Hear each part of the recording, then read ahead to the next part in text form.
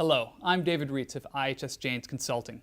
Welcome to the first in a series of monthly conversations between myself and Guy Anderson, Senior Principal Analyst, A&D Industries for IHS Janes. Guy and I will continue a series of conversations we've had over the years, including me taking the lead for issues affecting the Americas. Guy will lead on Europe, and we'll share the rest of the world. Guy, it's great to be speaking with you again, as we often do. So what are you watching in Europe?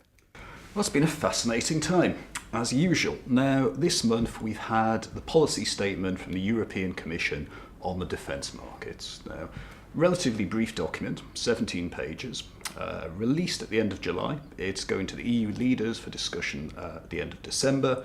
And as usual, it has utterly laudable aims. The idea is to improve the continent's defence markets, to open the markets to greater competition, increase pooling and sharing.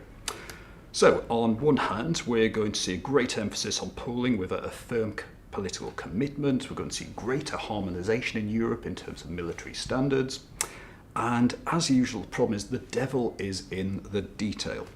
So, this time we have a suggestion that there should be standard European rules on investment in strategic industries.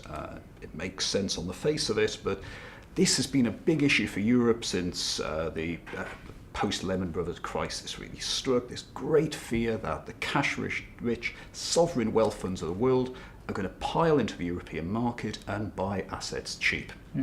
Now, a lot of countries have been quite resistant to this. Germany has very strict laws in place. There's a fear that some countries on the peripheral of Europe could be tempted to take the money from the sovereign wealth funds. Now, they don't mention China, but they might as well. There is the fear that China could come and pick up assets on the cheap and, more importantly, gain a bridgehead into the EU market. Now, so that's one of the more controversial parts of this.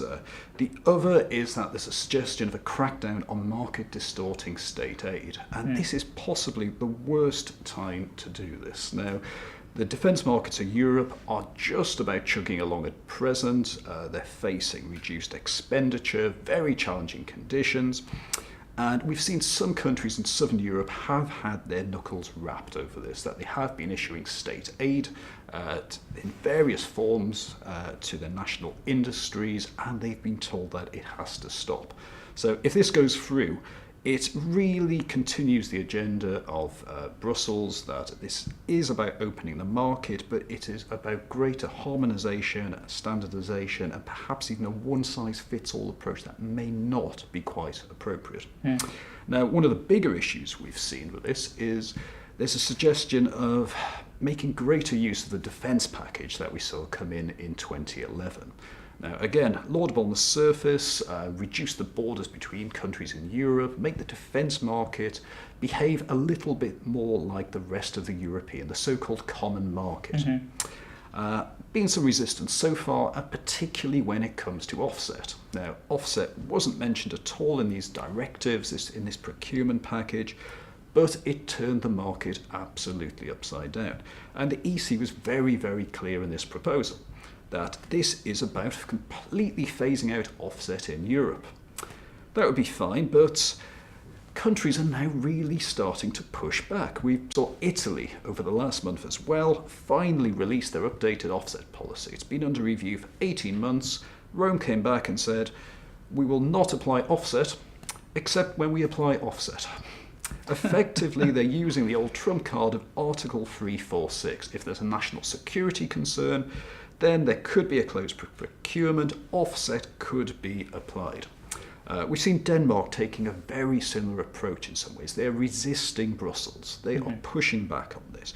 So we saw Italy very cleverly adjusted its offset program. So it's not about economic gains, it's about defending critical national infrastructure, industrial infrastructure. Well, with the variety of responses we've seen within Europe, including the UK's voluntary policy and some of the other directions, it's hard to see how they're going to find political synchronization when there's no mechanism for that kind of political consolidation and working together that we've seen stymie everything in the past.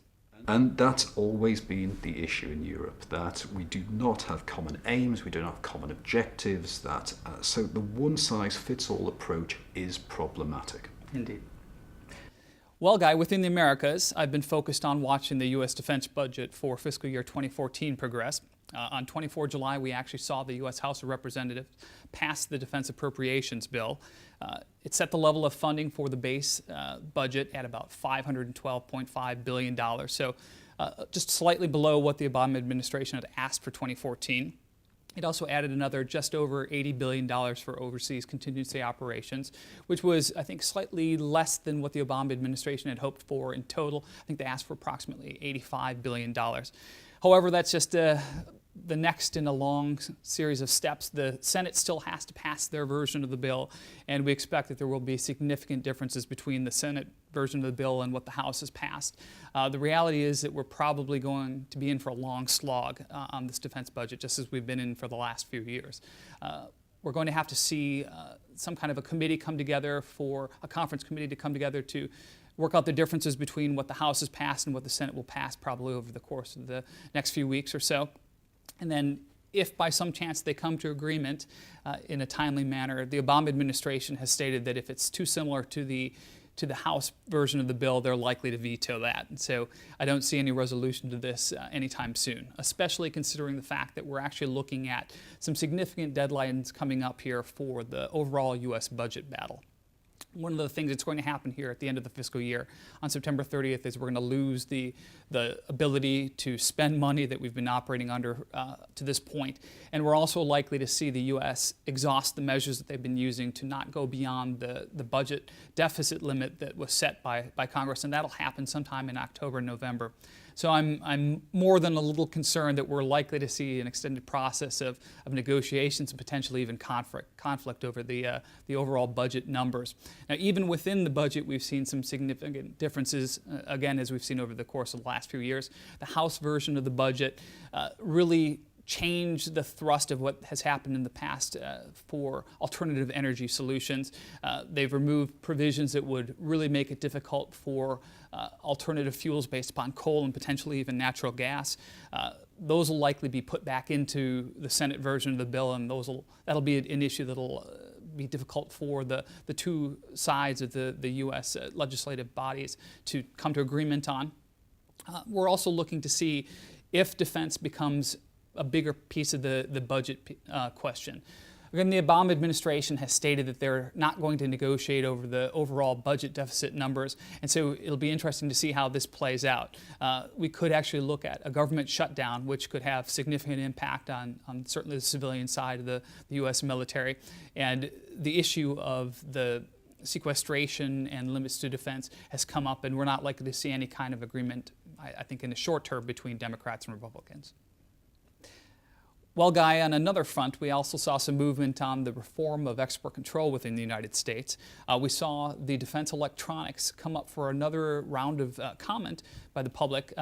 We recently finished a round of commenting that really saw significant industry input into the proposed changes on the U.S. munitions list, basically trying to move some technologies from the State Department controlled list to the Department of Commerce controlled list.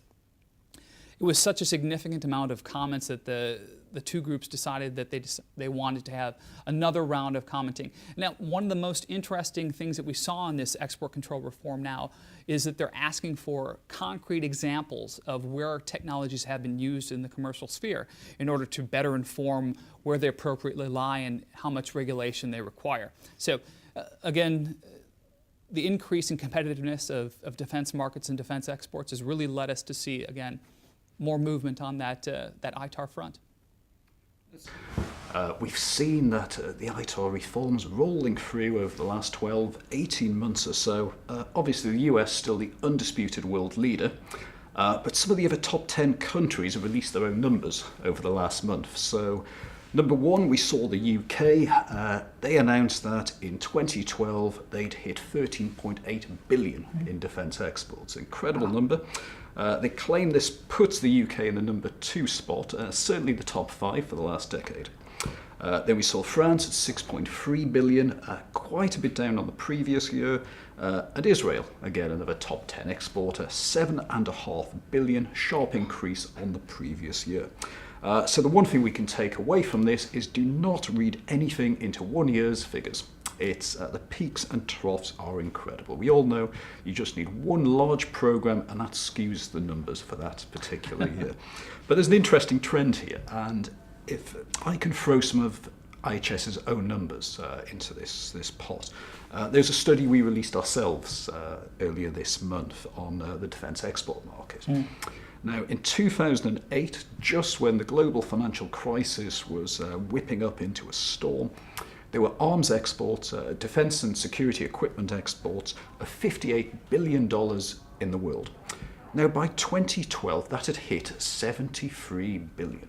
So 2 points on that. I mean, obviously, a lot of those numbers coming through were based on orders that had been signed before the global financial crisis. So we fully accept that. But it also says a lot about the emerging markets of the world, the developing countries, how much they are importing, how much they are still buying. So we know that the defence export market is increasingly important.